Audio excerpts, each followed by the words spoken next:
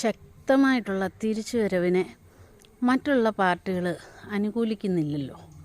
അപ്പോൾ കോൺഗ്രസ്സിൽ മുഖ്യമന്ത്രിയെ തിരഞ്ഞെടുക്കാനും ഒരു താമസം വരുന്നുണ്ട്. അത് ജനാധിപത്യ പാർട്ടി ആയതുകൊണ്ട് എല്ലാവർക്കും അഭിപ്രായമുണ്ട്. അഭിപ്രായം പറയാം, ആര് വേണം.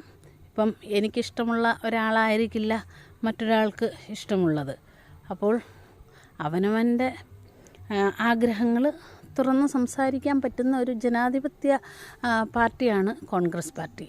പിന്നെ അതിൽ വിള്ളൽ വരുത്തിക്കാൻ വേണ്ടി ഇത്രയും ഭൂരിപക്ഷത്തോടെ ജയിച്ച പാർട്ടിയെ ഭിന്നിപ്പിക്കാൻ വേണ്ടി ഉണ്ടാക്കുന്ന എതിർ പാർട്ടികളുടെ ഒരു കാര്യമാണോ എന്ന് സംശയമുണ്ട്. ഈ പോസ്റ്ററുകളും ബാനറുകളുമൊക്കെ ഉണ്ടാക്കുന്നതും ഈ ജനങ്ങളുടെ കാതുകളിലേക്ക് ഇങ്ങനെയുള്ള വ്യത്യസ്തമായ ഒരു ഭിന്നിപ്പ് ഉണ്ടാക്കാൻ വേണ്ടിയാണോ എന്ന് എനിക്ക് സംശയമുണ്ട്. ചിലപ്പോൾ അതായിരിക്കാം, ചിലപ്പോൾ അല്ലായിരിക്കാം. പക്ഷേ കോൺഗ്രസ്സിലുള്ള ജനങ്ങൾ ഇങ്ങനെയൊന്നും ചെയ്യില്ല എന്നാണ് എൻ്റെ ഒരു ഇത്. പക്ഷേ ഇത് എതിർ പാർട്ടികൾ ആണോ എന്ന് എനിക്കറിയത്തില്ല. ഇങ്ങോട്ട്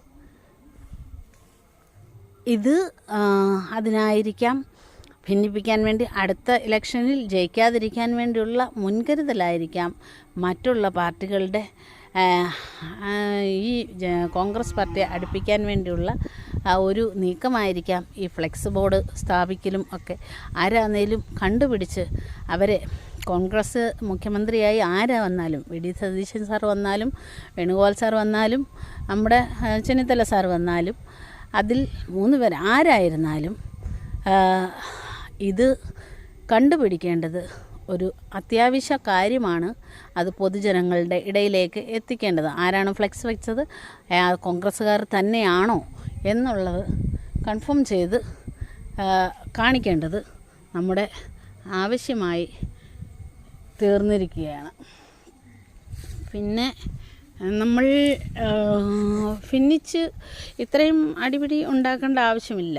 ഹൈക്കമാൻഡ് തീരുമാനിക്കുന്നത് എന്താണോ അതായിരിക്കും അവസാനത്തെ തീരുമാനം.